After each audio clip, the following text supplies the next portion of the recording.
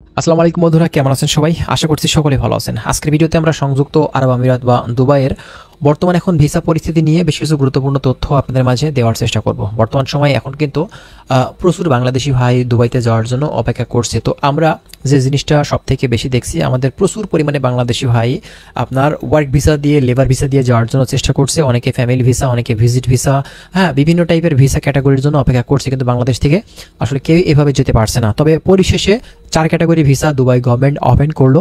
আমাদের এই বিষয় নিয়ে বিস্তারিত প্রবাস টাইম চ্যানেল থেকে মূলত রিপোর্ট করা হয়েছে। সেই রিপোর্ট আপনাদেরকে দেখায়, তাহলে আপনারা কিন্তু অবশ্যই ভালোভাবে বুঝতে এবং জানতে পারবেন। যারা দুবাই সংক্রান্ত তথ্যগুলো প্রতিনিয়ত পেতে চান, অবশ্যই আমাদের চ্যানেলটি সাবস্ক্রাইব করে রাখবেন। কি বিষয়ে আপনারা জানতে চাচ্ছেন সেটা কমেন্ট করবেন, আমরা সেসব বিষয়গুলো নিয়ে কিন্তু কথা বলবো।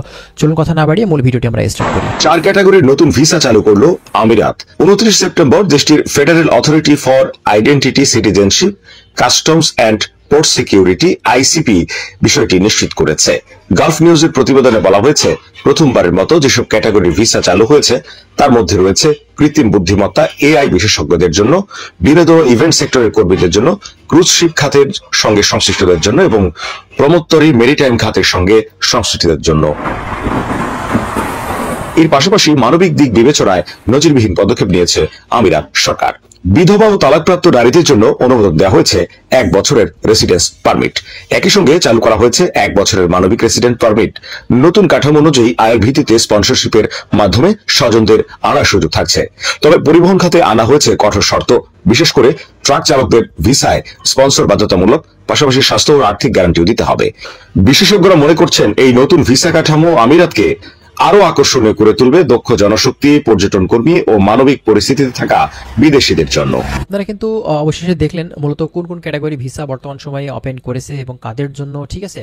তো দেখেন, আসলে মেন যে ব্যাপারটা, বাংলাদেশিদের জন্য প্রথম যে জিনিসটা দরকার, যে ভিসাটা ওপেন করা দরকার, সেটা কিন্তু আপনার ট্রান্সফার ভিসা, এবং এর সাথে আপনার বাংলাদেশ থেকে লেবার ক্যাটাগরি ভিসাটা ওপেন করা দরকার। মানে অতীব জরুরি, সব থেকে জরুরি আপনার হচ্ছে ভিসা ট্রান্সফার করার ব্যাপারটা, ঠিক আছে?